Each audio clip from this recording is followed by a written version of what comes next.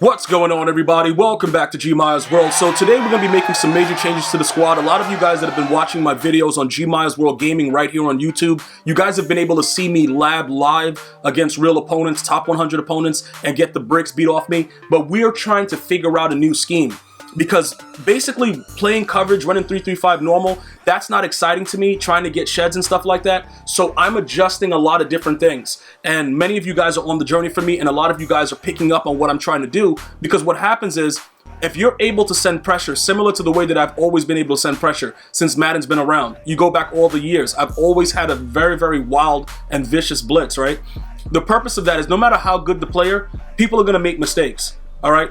And when they make that mistake, you have to be ready to, counter it and be able to go ahead and pick that ball off and do certain things. So what I'm going to be doing today is many of the major changes that I've made, I've already done it. I've added Shazier, all right? I've added Ryan Shazier to the team. Pat Willis is fully maxed out.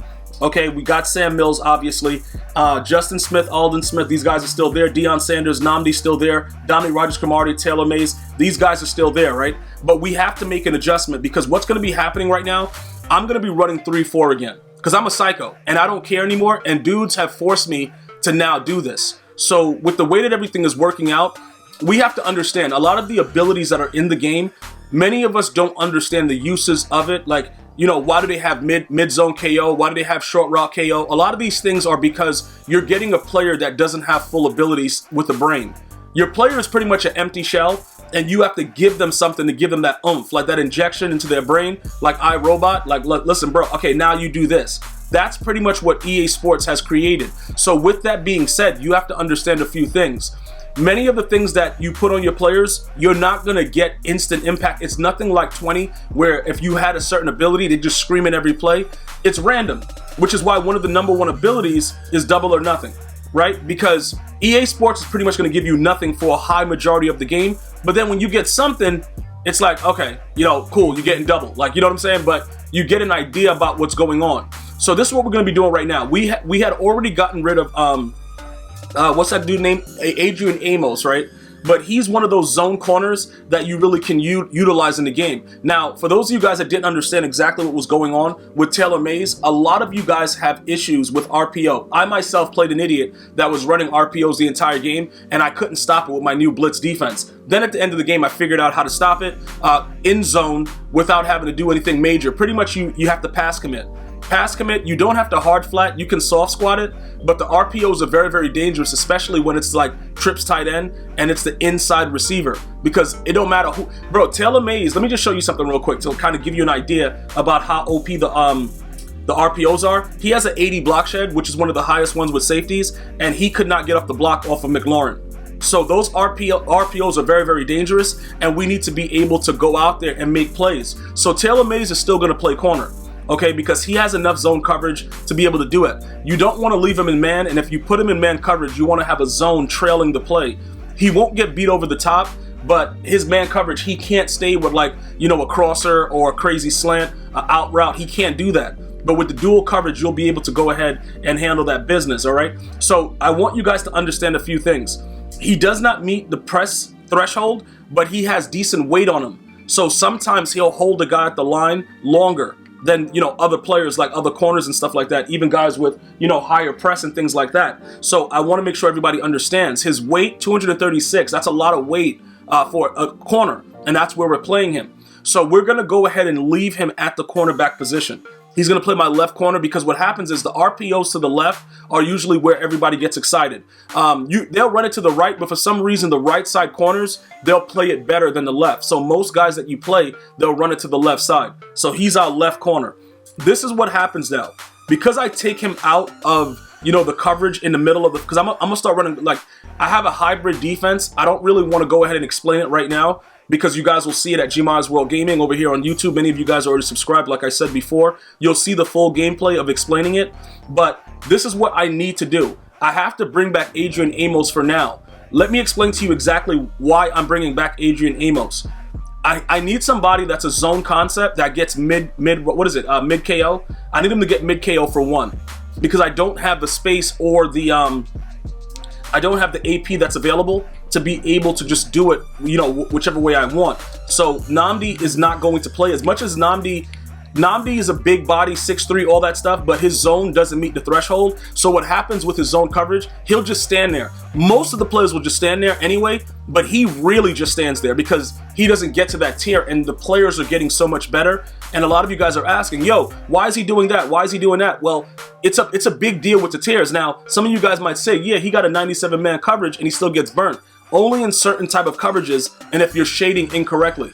If you shade incorrectly and you guess wrong, you're going to get dominated. If you shade outside and they throw the ball outside, more than likely Nnamdi's going to stay with it because he has the high, he has a very high threshold with man coverage. So just understand that. When I tell you that he's garbage for what I need him for.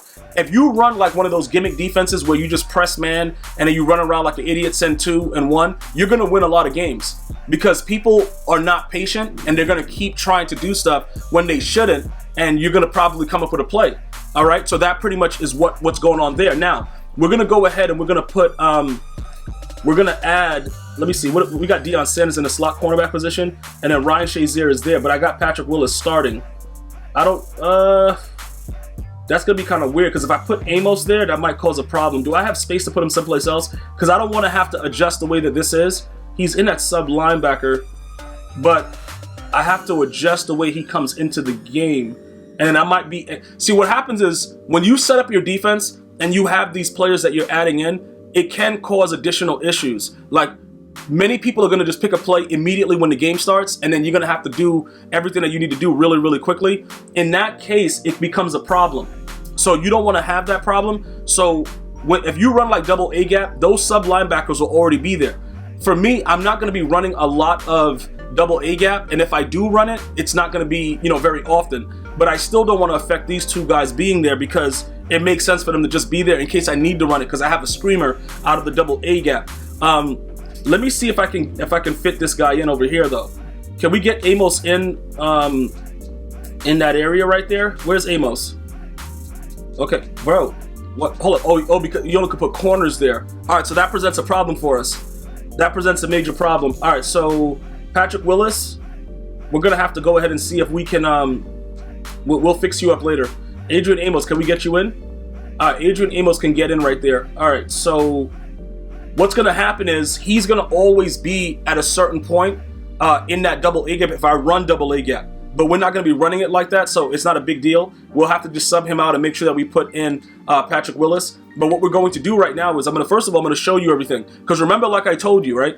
Because we already have everything maxed out, and it's above the number, like lockdown is above 40, sprinter is above whatever it's supposed to be, 40 or whatever, he gets it even though it's crossed out. A lot of people come to the channel and they just start saying whatever they want to say because they see the circle with the line through, but they don't understand. I just need you guys to understand. Don't worry about them because they're obviously not paying attention.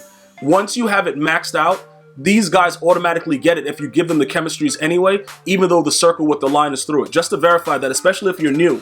Once you max out any scheme chem, you can add an additional player, and it doesn't matter that the line is through it. You'll still get the boost. So he's still getting the sprinter boost, and then he's getting the 96 zone because he's getting that from lockdown because it's already maxed out. The man coverage is going to 90. So we're going to add him in the game, and then we're going to give him mid zone KO for 1, right? And we're going to always keep him in middle.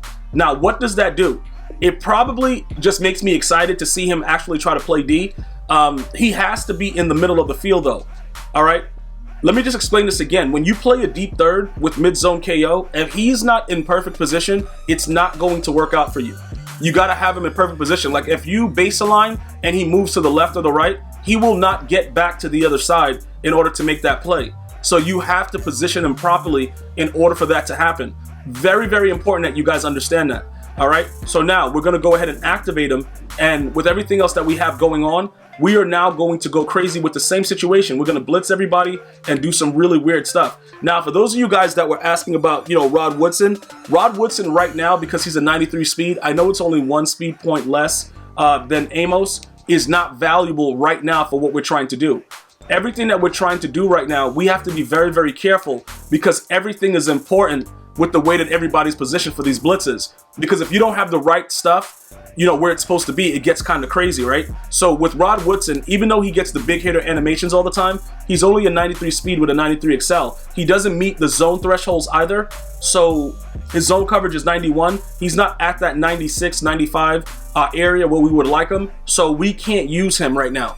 All right.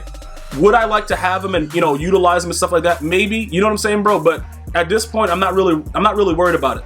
I'm just being totally honest. I'm not really worried about it as much. I'm going to go out there and see what's happening with the way that I have everything set up right now. And then we'll go from there. If there's any other changes, we will figure it out as we go along. But I cannot sit around and let dudes just, you know, have forever in the pocket and make reads. They have to make quick reads. The biggest thing, though, is that they're going to throw to the flats. So you got to be ready for your quick adjustments, because I don't play cover 2, but you have to be able to, you know, quick link to a cover 2 flat or something like that, depending on the tendencies of your opponent. There's a lot going on, and you'll see a lot of it. Like I said, I'm actively labbing this at GmiasWorld Gaming right here on YouTube. So be a good sport. Go ahead and hit the sub right there. Also, GmiasWorld Podcast. If you're into NFL, you know, games and stuff like that, you want to hear feedback about your favorite teams, go check that out as well. Everything is rocking and rolling right now, guys. Thank you guys so much for your support. Be safe. I'm going to see you guys and girls next time. One love, y'all.